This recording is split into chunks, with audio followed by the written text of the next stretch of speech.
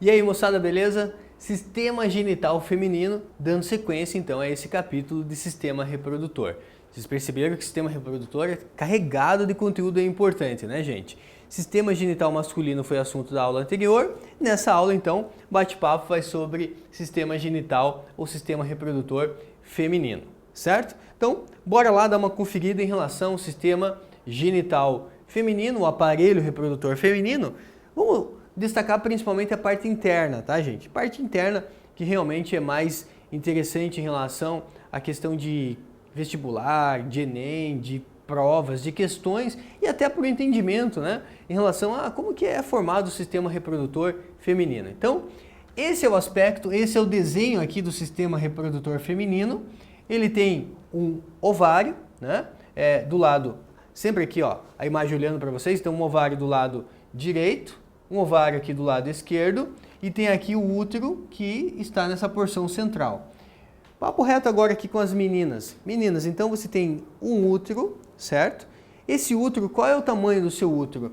Esse útero, se você fechar a sua mão fechada mais ou menos é o tamanho aí do seu útero, né? Dizem os especialistas que o útero feminino ele é o tamanho, né, de uma mão fechada. E ele tem um formato mais ou menos de uma pera de ponta cabeça. Então, mais ou menos o formato de uma pera de ponta cabeça.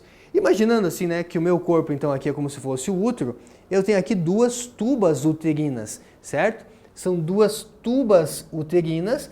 Antigamente essas tubas eram denominadas, eram chamadas de trompas de Falópio.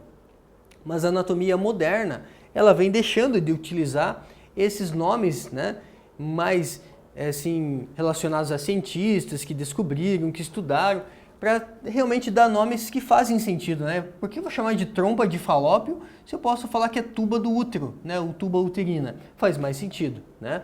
Então são duas tubas uterinas que vão acabar fazendo a captação do processo de ovulação. Normalmente a mulher, ela acaba ovulando ou do ovário esquerdo ou do ovário direito. É interessante, meninas, porque se esse mês você ovulou do ovário esquerdo, o mês seguinte, provavelmente você vai ovular do ovário direito. É como se eles fossem revezando esse processo de ovulação.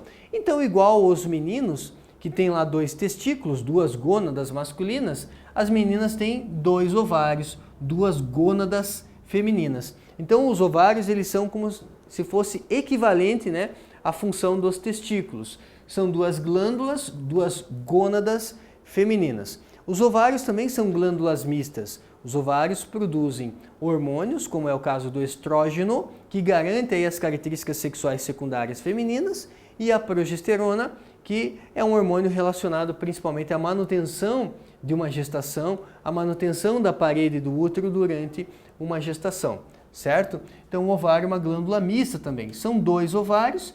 A diferença é que esses ovários, eles não estão numa bolsa escrotal igual os testículos. Eles estão, né, posicionados ali na cavidade abdominal, certo? E aí tem aqui, né, o canal vaginal até ali, né, a entrada então da vagina. O útero, gente, ele fica competindo aqui por uma região muito próxima aqui da bexiga, né? Então, por que as meninas armazenam menos urina do que os meninos?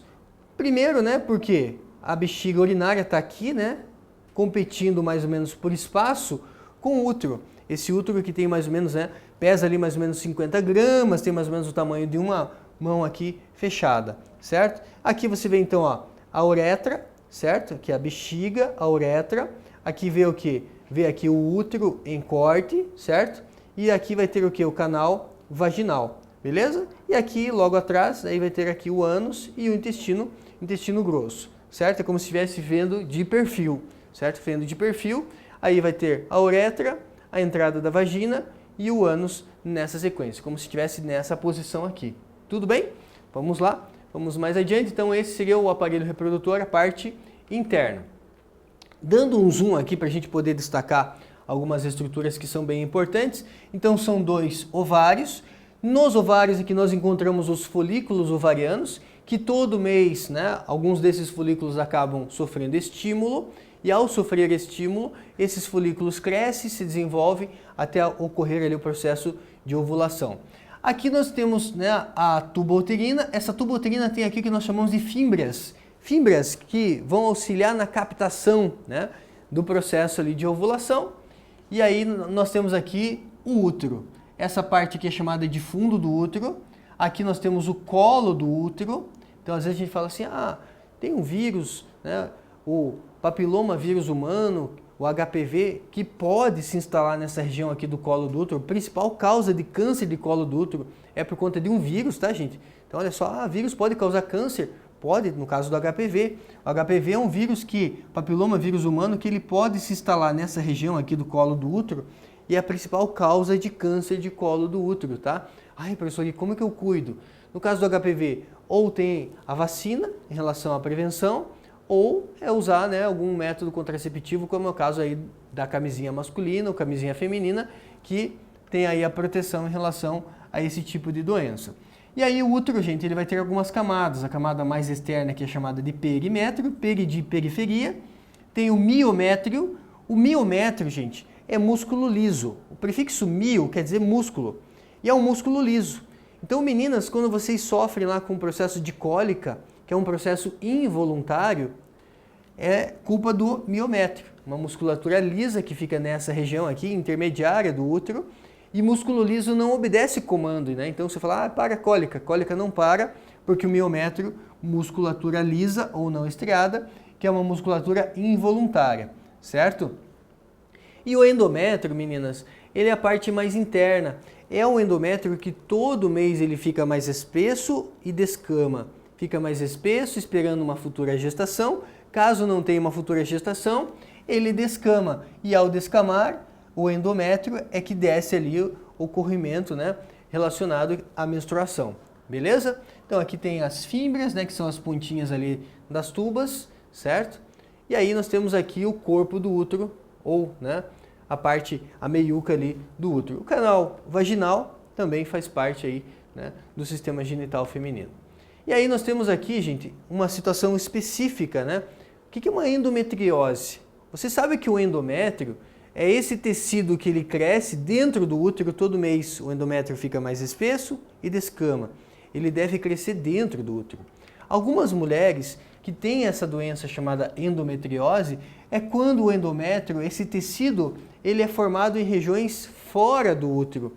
Quando ele forma fora do útero, ele pode formar na bexiga urinária, ele pode formar no ovário, ele pode formar, né, no útero, mas numa região não ideal, né? O útero ideal que ele forme dentro ali, na parte mais interna do útero, ele pode formar no intestino, ele pode formar na vagina. Então esse tecido que a gente chama de endométrio, se ele formar fora do lugar, ele causa um processo chamado endometriose, que incomoda muito, traz aí cólicas, né, processo doloroso aí para essa mulher. E normalmente o diagnóstico de uma endometriose, infelizmente, não é um diagnóstico muito fácil, né? A mulher vai consultar uma vez, vai reclamar que tem cólica. Então, até ter o diagnóstico, mais ou menos dizem que a média para que realmente uma mulher seja diagnosticada com endometriose pode chegar em torno de 5 a 10 anos para realmente o médico dizer, olha, você tem endometriose, né? Até lá, fica ali nas tentativas, olha, pode ser só uma cólica, não, pode ser uma endometriose, fica ali a suspeita, até que mais ou menos a confirmação normalmente demora em torno de 5 a 10 anos para realmente confirmar, certo? Então, endometriose, quando forma um endométrio fora do útero e em outras regiões, isso pode causar bastante desconforto, bastante dor. Uma outra situação especial, gente, é a gestação ectópica. Uma gestação normal é quando o desenvolvimento acontece dentro do útero, certo? O útero, gente, ele pesa em torno de 50 gramas, o útero tem mais ou menos, né, o tamanho de uma mão aqui fechada, só que o útero, ele, no final de uma gestação, ele pode chegar a quase 2 quilos. Então veja, de 50 gramas ele pode chegar a quase 2 quilos. E ele aumenta de tamanho, né? E ele vai aumentando de volume. Agora, o que acontece? A gestação ectópica, ecto quer dizer fora, né? Tópica vem de lugar, ou seja, uma gestação ectópica é uma gestação fora do lugar. O que acontece é o seguinte, gente, olha só, ele deu um zoom aqui na tuba uterina. Você está vendo o feto se desenvolvendo dentro da tuba, sendo que o ideal é que esse feto ele se desenvolva dentro do útero. O útero é perfeito para uma gestação, a tuba não. A tuba não é perfeita para uma gestação. Então aqui a gente tem uma situação que a gente chama de gestação de risco. Professor, pode acontecer de nascer essa criança normal? Sim, pode acontecer de nascer. É lógico que aqui vai precisar, né, ser feita a partir de uma cesariana, a partir de uma cirurgia, porque ele não vai ter como fazer um parto natural, porque ele não está posicionado dentro do útero, beleza? Mas é uma gestação de risco, gente. Uma incidência em torno de 1 a 2% das gestações pode acontecer aqui essa gestação ectópica. Vamos entender o que acontece. Depois da fecundação, então você tem aqui o espermatozoide, vamos fazer assim, né? Tá aqui o zoidinho, vou chamar de SPTZ. Tem aqui o espermatozoide, temos aqui, ó, o óvulo. Tá aqui o óvulo, ou ovócito 2, né? Vou chamar de óvulo genericamente, óvulo. Então, quando o espermatozoide fecunda o óvulo, você tem aqui uma camada que é a chamada zona pelúcida, que vai ser importante que o espermatozoide consiga penetrar aqui a zona pelúcida. Eu vou colocar aqui, ó, ZP. O que é ZP? É a zona pelúcida. Então o espermatozoide ele precisa penetrar a zona pelúcida para que a fecundação aconteça, certo? Existem enzimas importantes aqui na cabeça do espermatozoide, chamada de espermiolisina, que serão importantes aí para a penetração desse espermatozoide nesse óvulo, certo?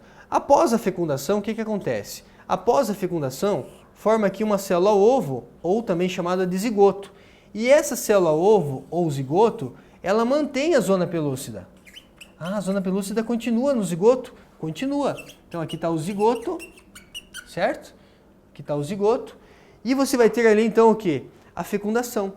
Só que o zigoto ele mantém a zona pelúcida. Galera, essa zona pelúcida que só vai se desfazer quando esse desenvolvimento embrionário chegar mais ou menos por volta de 5 a 7 dias numa fase chamada blastocisto. E lá pelo 5º, 7º dia, esse blastocisto ele está ali dentro do útero. E aí é o momento em que esse blastocisto, a blástula, ela ganha volume e aí acaba rompendo a zona pelúcida. E ao romper a zona pelúcida, acontece ali o quê? Acontece a fixação desse blastocisto na parede do útero. Agora, pode acontecer, gente, de algumas mulheres ter defeitos, né, relacionados a os cílios, porque o gameta feminino ele não tem esse deslocamento. Então são cílios ali da tuba uterina que auxiliam na mobilidade, na movimentação desse gameta feminino. E aí se demora muito tempo para esse deslocamento acontecer, o rompimento da zona pelúcida pode acontecer ainda na tuba. E se rompe a zona pelúcida ainda na tuba, pode acontecer a fixação então desse blastocisto ali na tuba uterina. E aí acaba o quê? Que o desenvolvimento acontece aqui fora do lugar. Essa gestação, como eu disse, é uma gestação de risco, certo? E aí tem que ser acompanhada de perto por um médico especialista em gestação de risco. Não é qualquer médico que é especializado nesse tipo de gestação, tá? Então, poderia dizer assim, Giovanni, então o que impede que o desenvolvimento aconteça na tuba é a zona pelúcida. Exatamente. Enquanto tiver a zona pelúcida, não vai acontecer a fixação. Não vai acontecer ali o desenvolvimento, né, em relação à fixação, ao desenvolvimento embrionário, né, ali na tuba. Só vai acontecer lá dentro do útero, porque normalmente o rompimento da zona pelúcida coincide no momento que ele chega ali no útero, desde que os cílios da tuba estejam funcionando normalmente. Beleza? Vamos lá dar uma fixada então nesse conteúdo aí. Primeiro exercício diz assim: em relação ao sistema reprodutor humano, escreva verdadeiro ou falso, conforme seja verdadeiro ou falso o que se afirma a seguir. A próstata é a glândula responsável pela produção dos espermatozoides? Não, a próstata é a produção do líquido prostático. E não é a próstata também que produz a testosterona, tá, gente? Quem produz testosterona são os testículos. Então, falso, primeiro item. A uretra masculina é comum ao sistema reprodutor? Sim, é por ali que passam os espermatozoides e também passa a urina. Então, é comum ao sistema excretor também. Ou seja, por ela sai o sêmen e a urina. Então, verdadeiro. A vagina é formada por lábios menores, maiores, isso na parte externa, né? Tem o clitóris. O clitóris é um análogo do pênis, então ele é como se fosse um pênis pequenininho, certo? E orifício da uretra. Então, né, nesse caso aqui, a vagina é formada por lábios menores e maiores, aqui está certo, clitóris e orifício da uretra. Só que o orifício da uretra, ele fica ali, né, no caso da imagem, você viu que ele fica antes, ele não fica exatamente na vagina. Isso é um erro, né, pensar que o orifício da uretra fica na vagina. Não, ele fica ali muito próximo, mas não é originado a partir da vagina. Então, por isso que é falso esse item. Nos ovários são produzidos os hormônios estrogênio e progesterona. Sim, os ovários produzem estrogênio e progesterona e as células reprodutivas femininas. Então, verdadeiro esse item, alternativa correta, alternativa C. Beleza? Mais um. A fecundação é o processo reprodutivo que se desencadeia pela fusão do gameta masculino e gameta feminino. Marque a opção que apresenta o trajeto correto do espermatozoide desde o local da sua produção até onde acontece a fecundação. Então a fecundação vai acontecer lá no corpo feminino, lá na tuba uterina, certo? Então vamos lá. Então ele é produzido no testículo, armazenado no epidídimo, segue para o duto deferente, depois vai para a uretra, depois cai na vagina, depois chega no útero e chega até a tuba uterina. A alternativa A está perfeita, né? O caminho é esse, do testículo até a tuba uterina, verdadeiro, né? Letra A. Mais um para fechar. Técnica reverte menopausa e devolve a fertilidade. Mulher estéril voltou a produzir óvulos após receber um transplante de ovário congelado nos Estados Unidos, né? Uma notícia antiga, 1999. Vamos dar uma olhada aqui, ó. No procedimento médico cirúrgico acima, o tecido ovariano transplantado foi induzido por hormônios a produzir óvulos. Isso foi possível porque a função ovariana é estimulada pelos seguintes hormônios secretados pela hipófise. Veja, gente, os ovários eles funcionam a partir de dois hormônios que são produzidos numa glândula chamada hipófise, que fica aí na base do nosso cérebro. E esses dois hormônios, um deles é o FSH, que é o hormônio folículo estimulante, e o outro é um hormônio chamado LH, que é o hormônio luteinizante. Então, FSH, o folículo estimulante, e o luteinizante. Então, vamos dar uma olhada, não é estrogênio. Estrogênio e progesterona é produzido pelo ovário, estrogênio é ovário, o luteinizante é a hipófise, folículo estimulante é a hipófise, mas a progesterona é ovário. Então, só pode ser a alternativa D, folículo estimulante, que é o FSH, e o hormônio luteinizante, que é o LH. O folículo estimulante, como o nome diz, ele estimula o crescimento do folículo, enquanto que o luteinizante vai estimular o processo de ovulação. Beleza? Fechamos assim mais uma videoaula aí de sistema reprodutor. Até a próxima aula, gente. Um grande abraço. Até mais. Tchau, tchau.